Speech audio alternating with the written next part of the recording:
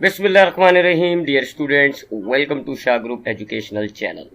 This is your biology class and I am your teacher Sarumer.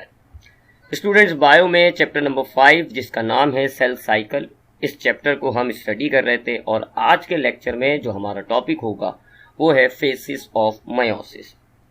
लेकिन बच्चों, meiosis के faces को study करने से पहले थोड़ा सा मयोसिस को हम रिपीट कर लेते हैं।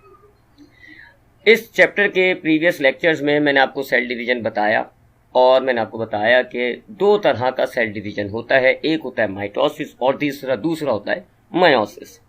मयोसिस में बच्चों एक पेरेंट सेल होता है, पहले वो एक बार डिवाइड होकर दो सेल्स बना देता है, लेकिन ये तो दो सेल्स बनते हैं, ये फौरन से एक बार और डिवीजन करते हैं और आखिर में आपको 4 डॉटर सेल्स मिलते हैं। यानी एक पेरेंट सेल डिवाइड होकर 4 डॉटर सेल्स में कन्वर्ट हो गया। इस डिवीजन को मयोसिस कहा जाता है।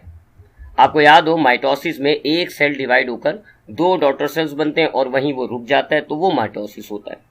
जबकि मयोसिस में एक सेल डिवाइड हुआ, पहले 2 सेल बने, लेकिन फौरन से उन 2 सेल्स ने एक बार और डिवीजन की और आखिर में आपको 4 डॉटर सेल्स मिल गए।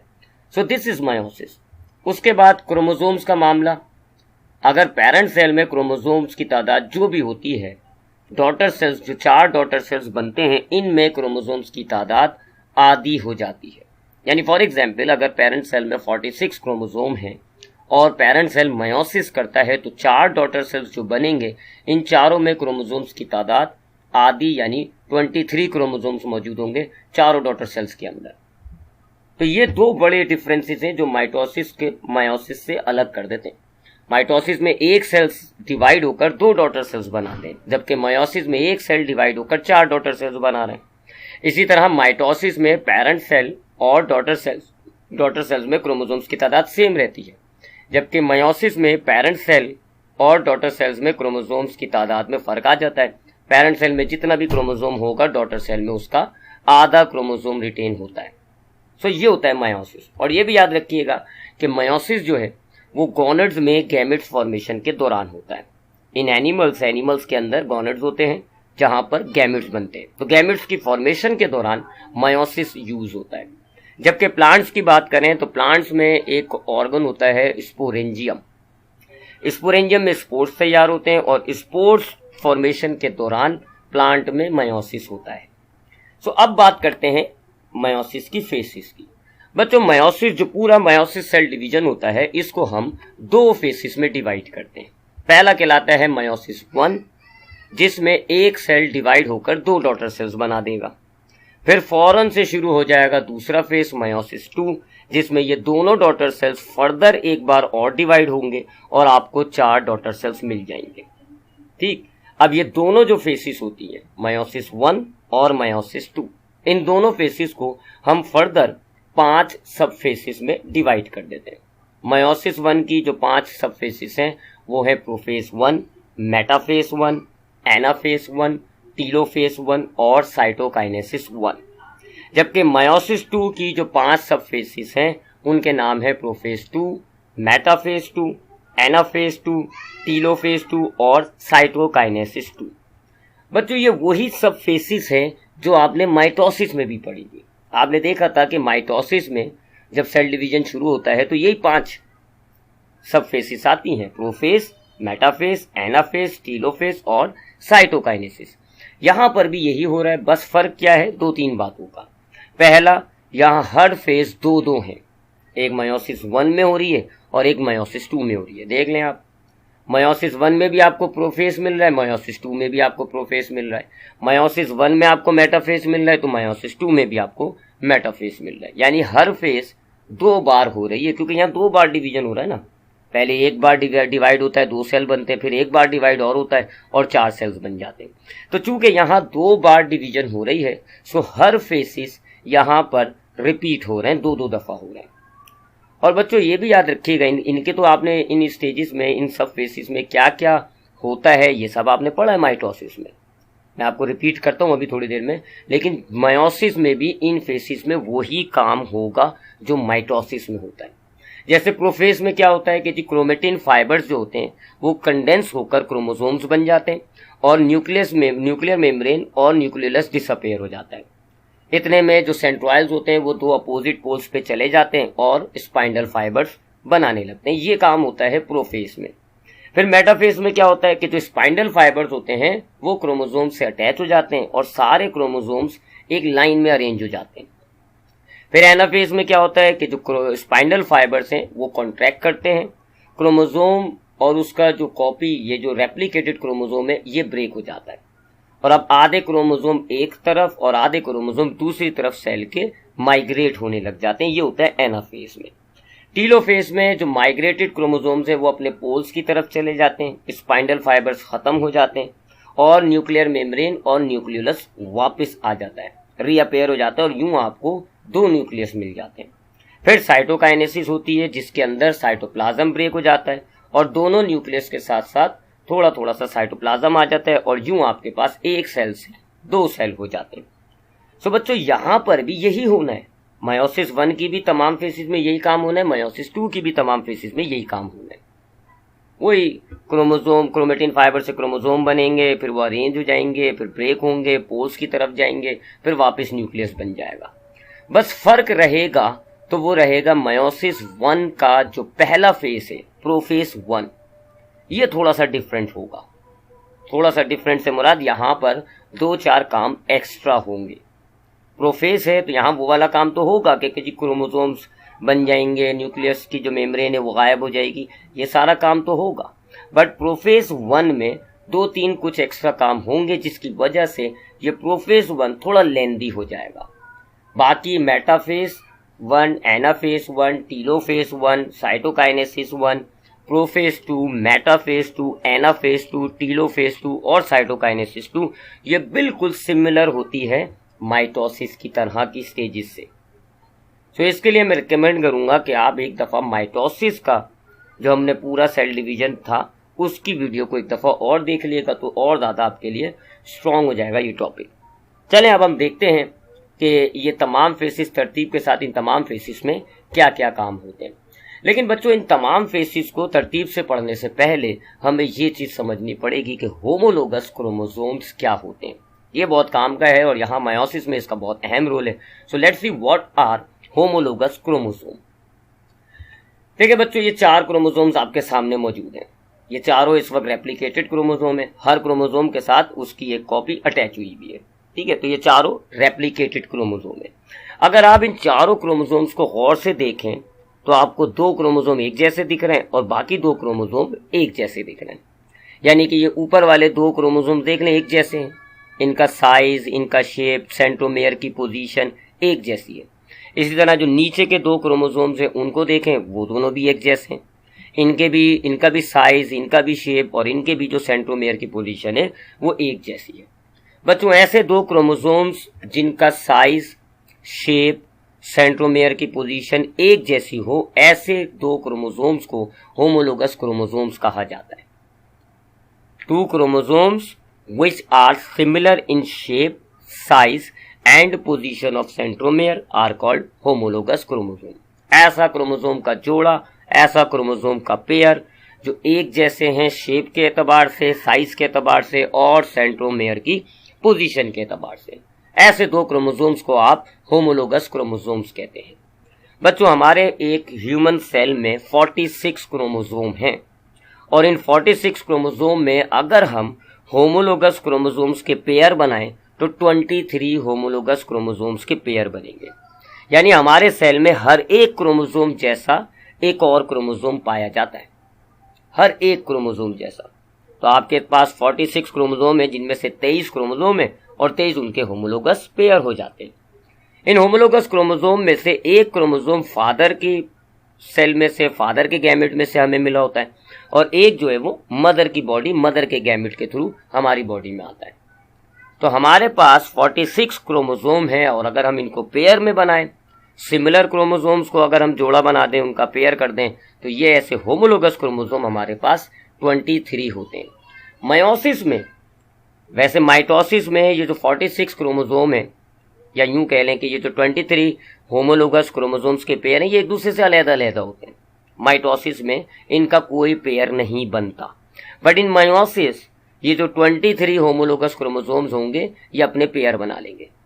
हर क्रोमोसोम अपने जैसा जो उसकी एक होमोलोगस जो क्रोमोसोम होगा उसके साथ ये पेयर बनाएगा, और ये सारा काम आपको प्रोफेज 1 में मिलेगा, जिसके बारे में मैंने आपको कहा कि वो थोड़ी लेंदी है और उसमें थोड़े काम एक्स्ट्रा होते हैं।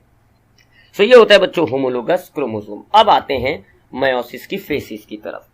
मैंने आपको बताया कि मयोसिस का जो पूरा प्रोसीजर होता है या पूरा जो प्रोसेस होता है उसको हम 2 स्टेजेस में डिवाइड कर देते हैं, मयोसिस 1 और मयोसिस 2। मयोसिस 1 में एक पेरेंट सेल होगा और वो डिवाइड होके 2 डॉटर सेल्स बन जाएंगे, जबकि मयोसिस 2 में 2 पेरेंट सेल हो जाएंगे फिर हमारे पास, और वो डिवाइड होके 4 डॉटर सेल्स बन जाएंगे। ठीक है, तो पहले जरा मयोसिस 1 को देखते हैं।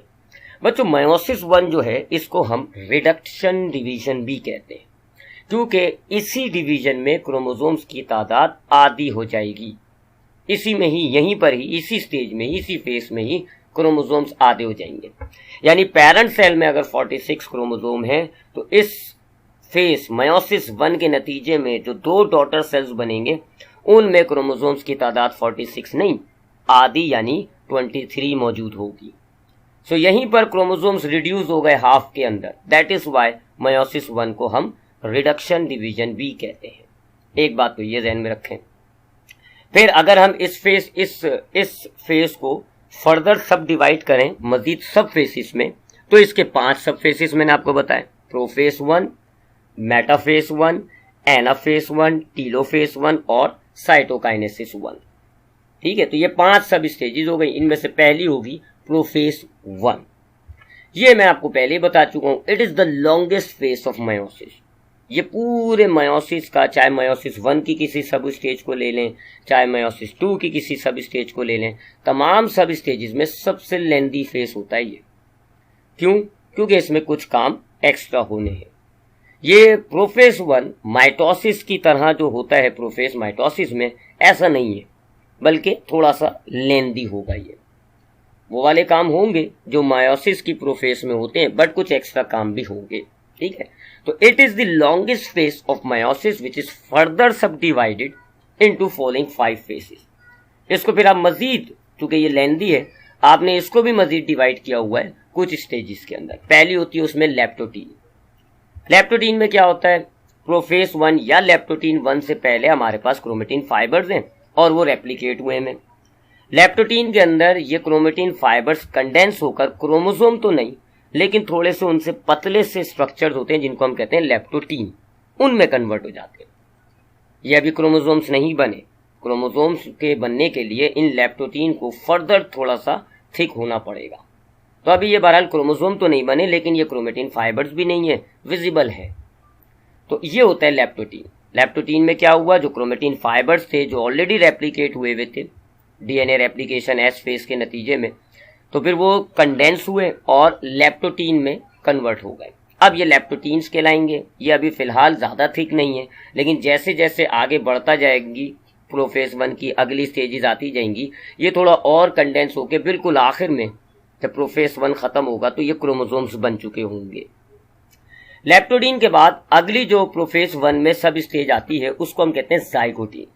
जाइगोटीन में अब ये जो होमोलोगस क्रोमोसोम्स होते हैं वो आपस में एक दूसरे से जुड़ जाते हैं। ये ब्लू और रेड जो दोनों मैं आपको दिखाया मैं डायग्राम में, कंसीडर इट कि ये दोनों होमोलोगस है। तो अब ये क्या होंगे, जो होमोलोगस क्रोमोसोम है वो आपस में एक दूसरे से लंबाई में एक दूसरे से अटैच हो जाते हैं। इस प्रोसेस को हम कहते हैं बच्चों साइनेप्सिस। ये होता है जाइगोटीन में। फिर तीसरी जो स्टेज होती है उसको हम कहते हैं पैचिटीन।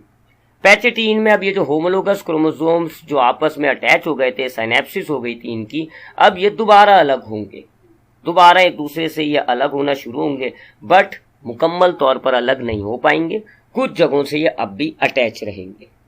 ठीक है, कुछ जगहों से ये अब भी अटैच है। ये हुआ पैचिटीन में। फिर उसके बाद बच्चों आती है चौथी स्टेज जिसको हम कहते हैं डिप्लोटीन। डिप्लोटीन में जहां से ये अटैच हुए हुए थे उनमें से एक हिस्से के अंदर ये दोनों क्रोमोसोम्स अपने सेगमेंट्स को एक्सचेंज कर लेंगे। यानी एक क्रोमोसोम अपना छोटा सा हिस्सा दूसरे क्रोमोसोम में डाल देगा और दूसरे क्रोमोसोम का हिस्सा पहले वाले क्रोमोसोम में आ जाएगा। ये जो एक्सचेंज हुआ क्रोमोसोम्स के सेगमेंट्स, इसको हम कहते हैं क्रॉसिंग ओवर। तो डिप्लोटीन में क्रॉसिंग ओवर हो जाती है। और फिर प्रोफेज 1 की आखिरी स्टेज आती है जिसको हम कहते हैं डायकाइनेसिस, जिसके अंदर होमोलोगस क्रोमोसोम अब भी एक आध पॉइंट से अपने आप से जुड़े हुए हैं। लैप्टोटीन फर्दर कंडेंस होकर अब यहाँ पर वो क्रोमोसोम्स बन चुके हैं। क्रोमोसोम्स के छोटे छोटे से सेगमेंट्स देख लें आप, एक्सचेंज हुए हैं क्योंकि क्रॉसिंग ओवर हुई थी डिप्लोटीन में। और जो न्यूक्लियर मेम्ब्रेन है वो अब डिसअपेयर हो जाती है। अब यहाँ न्यूक्लियस की जो मेम्ब्रेन होती है वो डिसअपेयर हो जाएगी, न्यूक्लियोलस गायब हो जाएगा, स्पाइनल फाइबर्स बनना शुरू हो जाएंगे। यानी वो जो प्रोफेस में माइटोसिस की जो प्रोफेस में काम हुआ था वो अब इस स्टेज में होता है, डायकाइनेसिस में। तो ये है प्रोफेस 1। हुई ना लेंदी, बड़ी फेज थी। सो मयोसिस 1 हमने स्टार्ट किया। मयोसिस 1 में पहला फेज है प्रोफेस 1, जो आपके पूरे मयोसिस का सबसे बड़ा फेज है। और इसको हम 5 मजीद फेसेस में डिवाइड करते हैं, लैप्टोटीन, जाइगोटीन, पैचेटीन, डिप्लोटीन और डायकाइनेसिस। ठीक, जिसमें क्या होता है जी, लैप्टोटीन से पहले हमारे पास क्रोमेटिन फाइबर्स थे। फिर पहली स्टेज हुई लैप्टोटीन, जिसके अंदर ये क्रोमेटिन फाइबर थोड़ा कंडेंस होकर लैप्टोटीन बन गए। फिर लैप्टोटीन के बाद आता है जाइगोटीन, जिसके अंदर ये होमोलोगस क्रोमोसोम्स एक दूसरे से जुड़ जाते हैं, सिनेप्सिस कहलाती है।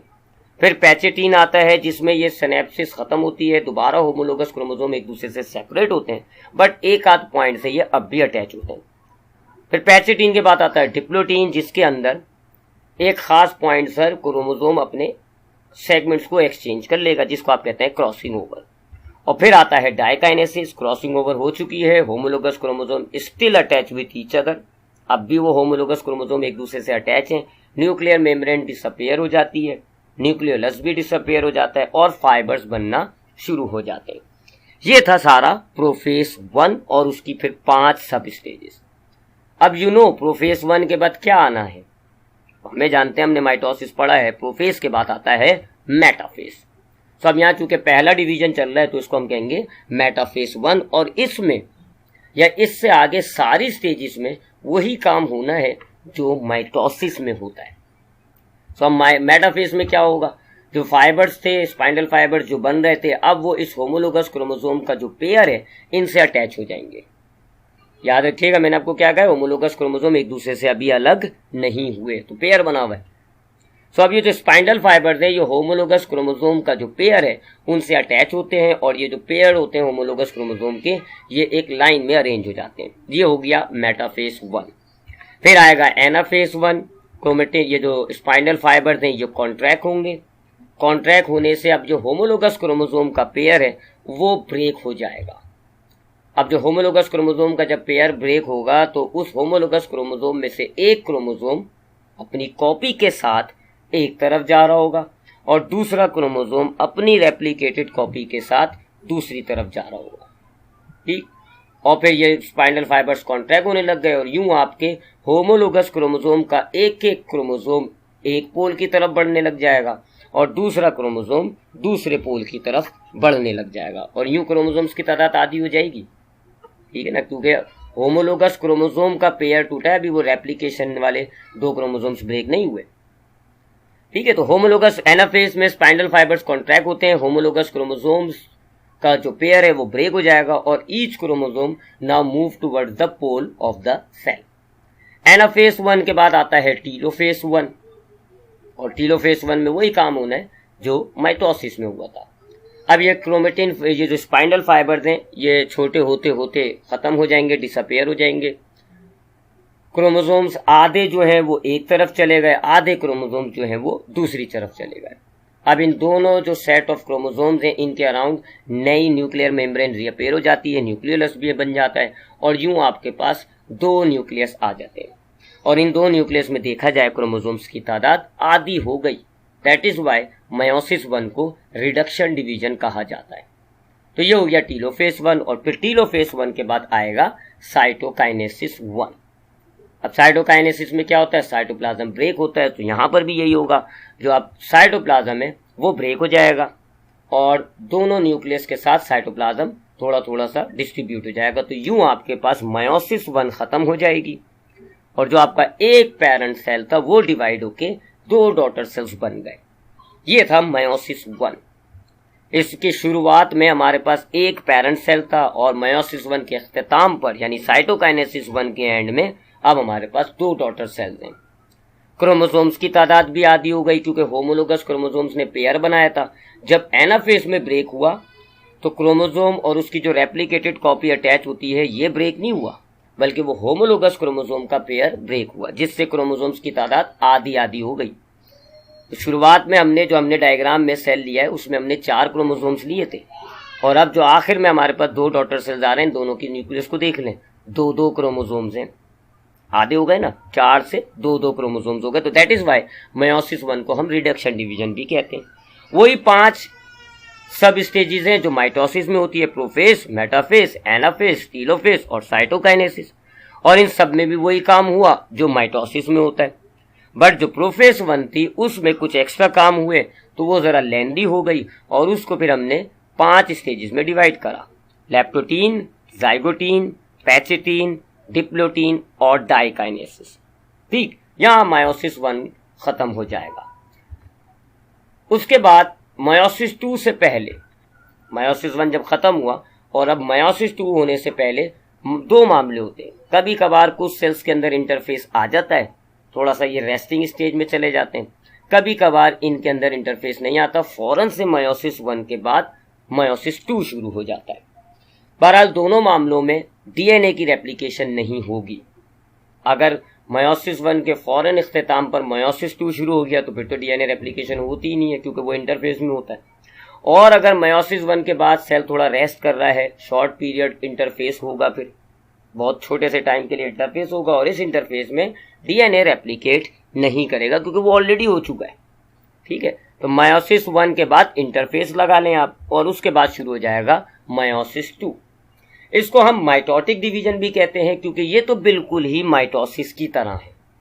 इसका इवन प्रोफेस भी माइटोसिस की तरह है, कोई वो फिर लैप्टोटीन जाइगोटीन वाली स्टेजेस इसमें नहीं होंगी, बिल्कुल एग्जैक्ट कॉपी है ये माइटोसिस की। सो अब इसके अंदर भी देख लें, ये हमारे पास 2 डॉटर सेल्स बने थे, ये 2 डॉटर सेल्स बने थे हमारे पास मयोसिस 1 के इख्तिताम पे। सो अब मयोसिस 2 शुरू हो जाएगा और ये दोनों डॉटर सेल्स अब एक बार और डिवीजन करेंगे, दोनों कंटिन्यूसली एक साथ करते जाएंगे, दोनों एक बार और डिवीजन करेंगे और आपको आखिर में 4 डॉटर सेल्स मिल जाएंगे। काम वही होना है जी, प्रोफेज के अंदर जो न्यूक्लियर मेम्ब्रेन है वो डिसअपेयर हो जाती है, सेंट्रोइल्स जो हैं वो दोनों पोल्स की तरफ जाते हैं और फाइबर्स बनना शुरू हो जाते हैं। फिर मेटाफेज 2 के अंदर जो फाइबर्स होते हैं वो क्रोमोसोम से अटैच हो जाते हैं और सारे क्रोमोसोम्स एक लाइन में आ जाते हैं। फिर एनाफेज के अंदर ये फाइबर्स जो हैं वो कॉन्ट्रैक्ट होते हैं और अब रेप्लिकेटेड क्रोमोसोम ब्रेक होगा। क्रोमोसोम और उसकी कॉपी जो अटैच हुई है जिनको हम रेप्लिकेटेड क्रोमोसोम्स कहते हैं वो ब्रेक हो जाएगा, एक क्रोमोसोम एक तरफ जाने लग जाएगा, एक क्रोमोसोम एक तरफ जाने लग जाएगा, ये हो जाएगा एनाफेज 2। फिर टीलोफेज 2 आएगा, ये फाइबर्स खत्म हो जाएंगे, क्रोमोसोम्स जो हैं वो आधे क्रोमोसोम्स एक तरफ और आधे क्रोमोसोम्स दूसरी तरफ चले जाएंगे और न्यूक्लियर मेम्ब्रेन दोबारा रीअपेयर हो जाएगी, ये टीलोफेज 2 हो जाएगा। और फिर आखिर में साइटोकाइनेसिस होगा, इनका साइटोप्लाज्म भी ब्रेक होगा और ultimately you will get the 4 daughter cells और यहाँ मयोसिस का इख्तिताम हो जाएगा। सो that is meiosis with its all faces. हमने देखा मयोसिस जो है 2 हिस्सों में हो रहा है, पहले में एक सेल डिवाइड होकर 2 सेल्स में कन्वर्ट होता है, फिर 2 सेल्स डिवाइड होकर 4 सेल्स में कन्वर्ट होते हैं। पहले हिस्से को हम मयोसिस 1 कहते हैं, दूसरे हिस्से को हम मयोसिस 2 कहते हैं। इन दोनों मयोसिस में चाहे मयोसिस 1 हो चाहे मयोसिस 2 हो 5-5 सब फेसिस होती हैं, प्रोफेज, मेटाफेज, एनाफेज, टीलोफेज और साइटोकाइनेसिस। फिर मयोसिस 2 की तो तमाम फेसिस प्रोफेज से लेके साइटोकाइनेसिस तक बिल्कुल सिमिलर है, बिल्कुल वैसी है जैसे माइटोसिस में थी, जबकि मयोसिस 1 की प्रोफेज 1 थोड़ी लेंदी होती है, उसमें कुछ क्रॉसिंग ओवर का मामला एक्स्ट्रा हुआ, सो उसमें हमने फर्दर 5 सब स्टेजेस बनाई, लैप्टोटीन, जाइगोटीन, पैचेटीन, डिप्लोटीन और डाइकाइनेसिस। सो यहाँ आपका मयोसिस की फेसिस भी कंप्लीट हो जाती हैं। अब आज के लेक्चर से रिलेटेड सेक्शन ए यानी मल्टीपल चॉइस क्वेश्चंस की तरफ बढ़ते हैं। पहला MCQ is a stage of meiosis in which the centromere shorten and the paired chromatids are pulled away. Meiosis की वो स्टेज जिसके अंदर सेंट्रोमियर छोटा हो जाए और जो क्रोमेटिड्स का पेयर्ड होता है यानी कि क्रोमोसोम्स और उसकी जो कॉपी है वो एक दूसरे से अलहदा होना शुरू हो जाए, तो इस स्टेज को हम क्या कहते हैं? इस फेज को हम बच्चों एनाफेज कहते हैं। तो एनाफेज 2 हो जाएगा इसका answer. Which of the following is not a subphase of prophase? तो जो प्रोफेज 1 है जिसमें हमने बात की कि जी 5 सब स्टेजेस होती हैं, तो कौन सा वाला इनमें से प्रोफेज 1 का सब स्टेज नहीं है? तो लैप्टोटीन भी होता है, जाइगोटीन भी होता है, पैसिटीन भी होता है, फिर डिप्लोटीन होता है, डाइकाइनेसिस होता है, लेकिन ऑटोफैगी नहीं होता। तो autophagy is not a sub phase of prophase 1। The pairing of homologous chromosome is known as, वो जो प्रोफेज 1 में होमोलोगस क्रोमोसोम्स आपस में पेयर हुए थे, ठीक है, उसको हम क्या कहते हैं? लैप्टोटीन, सिनेप्सिस, पैसिटीन या ऑटोफैगी। तो होमोलोगस क्रोमोसोम की पेयरिंग को सिनेप्सिस कहा जाता है। The paired homologous chromosomes are known as, अब वो सिनेप्सिस के नतीजे में अगर ये होमोलोगस क्रोमोसोम्स जुड़ जाते हैं, पेयर बन जाता है, तो बच्चों इसको क्या कहा जाता है? सो सिनेप्सिस के नतीजे में 2 होमोलोगस क्रोमोसोम्स आपस में अटैच हो गए, पेयर्ड बन गया, और उस पेयर्ड को हम बाइवैलेंट कहते हैं, यानी option C is the correct answer. Exchange of segments between the homologous chromosome is called. हमने देखा कि डिप्लोटीन के अंदर जो होमोलोगस क्रोमोसोम्स का पेयर था वो क्या करता है जी? अपने छोटे छोटे सेगमेंट्स का लेन देन कर लेता है। एक क्रोमोसोम का सेगमेंट दूसरे में चले जाता है, दूसरे का पहले में आ जाता है। सो ये जो क्रोमोसोम्स, होमोलोगस क्रोमोसोम्स अपने सेगमेंट्स को एक्सचेंज कर रहे हैं, इस प्रोसेस को हम क्रॉसिंग ओवर कहते हैं। नेक्स्ट एमसीक्यू है, crossing over take place during. Crossing over का जो प्रोसीजर है या प्रोसेस है जिसमें क्रोमोसोम्स अपने सेगमेंट्स को एक्सचेंज कर रहे हैं, वो किस में होता है? सो वो होता है प्रोफेज 1 में। अब आते हैं आज के लेक्चर से रिलेटेड सेक्शन बी, यानी शॉर्ट क्वेश्चंस और उनके सॉल्यूशंस पर। तो फर्स्ट क्वेश्चन है, why meiosis 1 is called the reduction division. Meiosis 1 को रिडक्शन डिवीजन क्यों कहा जाता है? तो that is the answer, because during first meiotic division the chromosomes number is reduced to half. Next question, question number 2, define bivalent, cismata and terminalization. So that is the definitions of bivalent, cismata and terminalization. Bivalent, the paired homologous chromosomes are known as bivalent. Bivalent has 2 chromosomes and 4 chromatids. Cismata की definition in cytology, it is cross-shaped connection produced by the crossing over of pairing chromosomes during meiosis. Terminalization की definition है the movement of transverse bond between paired chromosome in meiosis from their point of origin towards the end of chromosomes. Now the question number 3, why interphase between meiosis 1 and meiosis 2 is short? And the answer is because interphase is a stage associated with the replication of DNA and growth. Once the meiosis starts, the purpose is to produce a haploid gamete. So there is no further need of replication or growth. Hence, between the meiosis 1 and meiosis 2, there is no or short interphase. Question number 4, write the differences between prophase and prophase 1. Mitosis में जो profess होता है और meiosis का जो profess 1 है, इसमें आपको 3 डिफरेंसेस लिख दिए। Number 1, in prophase mitotic prophase is much shorter than meiotic prophase 1। और प्रोफेस 1 में आपने पहला पॉइंट लिखा, meiotic prophase 1 is much longer than mitotic prophase. फिर प्रोफेस में आपने लिखा there is no crossing over in mitosis, जबकि प्रोफेस 1 में आपने लिखा crossing over take place.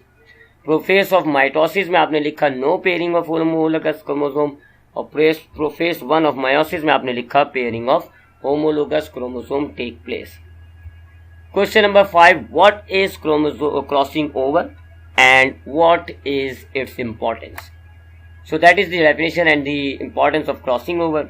The definition of chromosome or definition of crossing over is the exchange of segments between non-sister chromatids of homologous chromosome occur at the cismata, which is known as crossing over. And the importance of crossing over is, number 1, crossing over produces genetic variation in offspring. Number 2, genetic variation produces new traits which might be better for organisms to better adapt to the changing environment. Number 3, the genetic variations provide raw material for evolution. And the last importance, mutation may give rise to even more than 2 alternate forms of a gene called alleles. Now moving on to the section C, detailed questions and their answers. Question number 1, describe the stages of meiosis 1 with suitable diagram. So here is the answer of this question. Meiosis, it is that type of cell division in which a parent cell divides twice to form 4 daughter cells such that chromosome number is reduced to half. It means that one diploid parent cell divides to form 4 haploid daughter cells. Meiosis consists of 2 subphases, meiosis 1 and meiosis 2. You need to explain both these phases, meiosis 1 and even the meiosis 2. तो यहाँ पर आपके पास जवाब लिखा हुआ है, note कर लिएगा. meiosis 1, फिर उसमें जो प्रोफेस 1 है, फिर उसकी 5वें स्टेजेस हैं, देख लें, लैप्टोटीन, जाइगोटीन, पैचेटीन, डिप्लोटीन, डाइकाइनेसिस. फिर सेकंड फेज आता है मेटाफेज 1, फिर आता है एनाफेज 1, फिर आता है टीलोफेज 1. ये तो हो गया meiosis 1. ये आप यहाँ पे आपको सिर्फ meiosis 1 का बोला था, लिहाजा आपने meiosis 1 को एक्सप्लेन किया. ठीक है, ये आपने यहाँ तक meiosis 1 को एक्सप्लेन कर लिया, नोट डाउन कर लेगा. And that is the diagram. ये आपके पास डायग्राम हो जाती है meiosis 1 में जो प्रोफेस हो रहा है उसकी, और उसके बाद फिर आगे मेटाफेज, एनाफेज, टीलोफेज और साइटोकाइनेसिस की भी डायग्राम आ गई. सो that is today's lecture about the faces of meiosis. Hope you like this lecture. इंशाल्लाह नेक्स्ट क्लास में मुलाकात होगी. अल्लाह हाफिज.